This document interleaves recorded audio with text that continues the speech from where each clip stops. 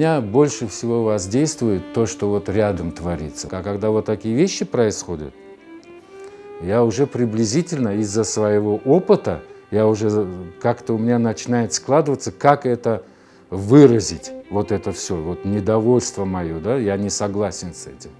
И нахожу какие-то приемы, которые у меня есть, может что-то новое появится.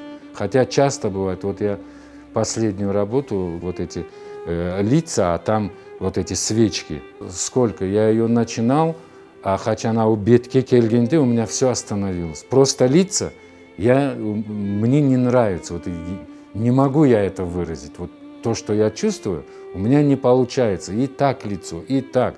И то пол лица, то лицо, и там в глазу маленькая свечка, то еще, вот не то, не то. Но вот эта свеча, она у меня очень давно.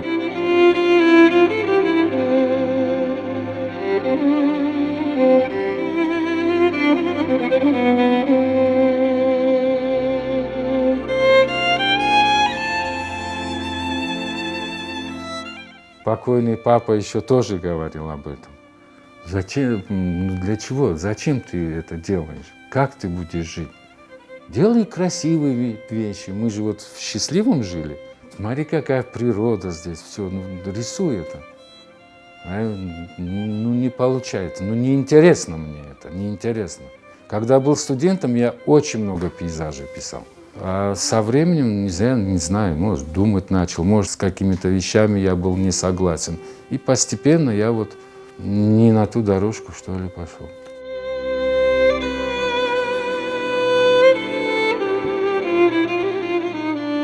Я ездил в Чехословакию по приглашению. И так получилось, что я там 3 месяца находился. А когда ты едешь в другое государство, там какие-то финансы тебе выделяют, и у меня они закончились в течение 2 недель. А нужно было еще там находиться. И вот я, не составляя натюрморт, сам от себя вот первый раз написал натюрморт. Его не существует, и я вот поставил холст и нарисовал его. Потом стал на этюды выходить. И помню, теперь же это надо как-то продать, нужно деньги заработать. И вот я на Карловом мосту, первый день я вышел, я до вечера простоял, я не смог их выставить, стеснялся. И вот на 3-й день, когда уже мне очень хотелось кушать, я их все-таки выставил, и вот этот натюрморт продал, и еще какие-то этюды. И вот это как бы вот первая работа моя, сам от себя взял, нарисовал, вот это был натюрморт. А потом уже под влиянием Сальвадора Дали я несколько работ сделал. И вот так постепенно, а сейчас говорят, вроде бы какой-то у меня свой какой-то, не то что там стиль, узнаваем, да, вот. Я не придавал этому значения. Вот как идет, так оно идет.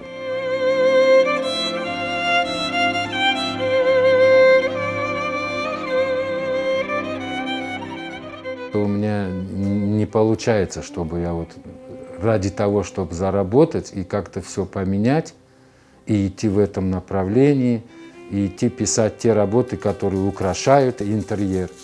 У меня больше работы не для украшения интерьера, а для вот украшения внутренности, что ли, вот духовного украшения. Понимаете, о чем я говорю? Вот ради денег у меня как-то не получается. Хотя думаешь об этом постоянно, потому что это нужно. Я знаю, что это очень важно, чтобы ты еще больше работал, чтобы еще больше интереснее работы были. А вот себя пересилить никак не получается.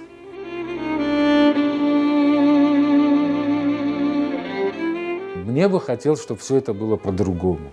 Более не то, что там на высоком уровне, чтобы мыслили, что ли, или равнялись вот на очень-очень известных и таких серьезных художников, да, вот, чтобы такого уровня они были. Да, может быть, и не получится, но когда ты мечтаешь об этом, стремишься, ты и сам растешь.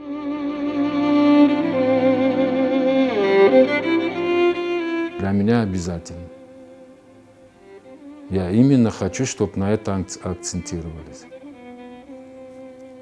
Я хочу, чтобы нас знали, что мы вот из этого народа. Но мне хочется, вот как есть в Узбекистане, у них свои художники, в Казахстане свои. в Азербайджане свои. А мне хочется, чтобы у нас тоже были свои художники, чтобы мы их также подняли. Мы сами должны.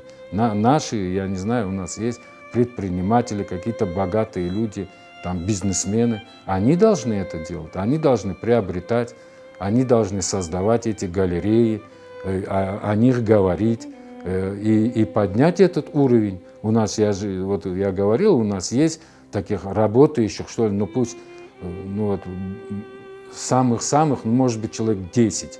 Вот собрать вот эту коллекцию этих художников. Это золотой фонд наш. И это показывается, создать где-то галерею, чтобы оно было, чтобы те туристы, люди, да кто бы ни был, сюда приезжали, чтобы они ходили туда и видели крымско-татарское изобразительное искусство. Для меня это принципиально. Вот именно крымско-татарский художник.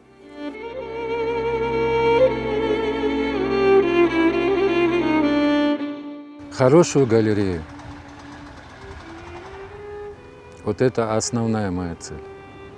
Не знаю еще, сколько времени мне дано, но если бы это получилось, вот тогда я бы мог сказать, Аллах шкур, все получилось. Я только об этом в последнее время, об этом мечтаю. Чтобы у нас появился такой меценат один, который бы собрал эту коллекцию, я ее называю наш золотой фонд. И это сделать, для этого много не нужно. Я же вижу, вот, что вокруг строится, как наши бизнесмены, предприниматели, что они делают. Ресторан на ресторане, кафе на кафе, это же там не 100 тысяч долларов. Там очень большие деньги они вкладывают. Но мы же не для этого существуем, чтобы только кормить и все. Мы должны более что-то высокое создать. Ну, так как я этим занимаюсь, мне хочется, чтобы вот кто-то бы взялся за это. И я представляю, какую бы ценность оно несло нашему народу.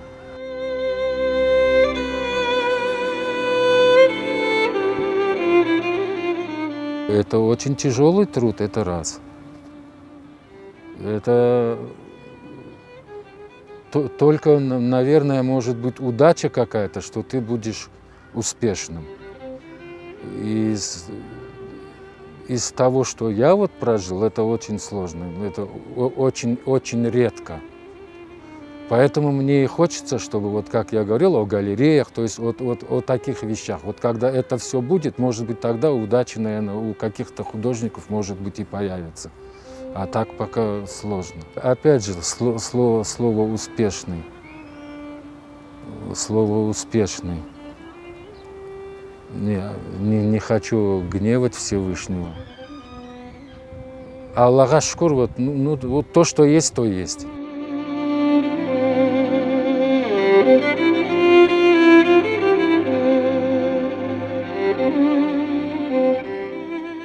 Ну, сложная очень профессия. Научить можно, но быть художником – это совсем другое. Я себя тоже не считаю художником, но это очень сложно. Очень сложная судьба у настоящего художника. А если быть, надо настоящим. Просто надо идти что-то делать, надо работать. Потом я сам, кем я поджах. То, что я должен сделать, я это должен обязательно сделать. Вот насколько успею. А что это будет, как это будет выглядеть, как это оценят, вообще оценится ли это уже не моя задача.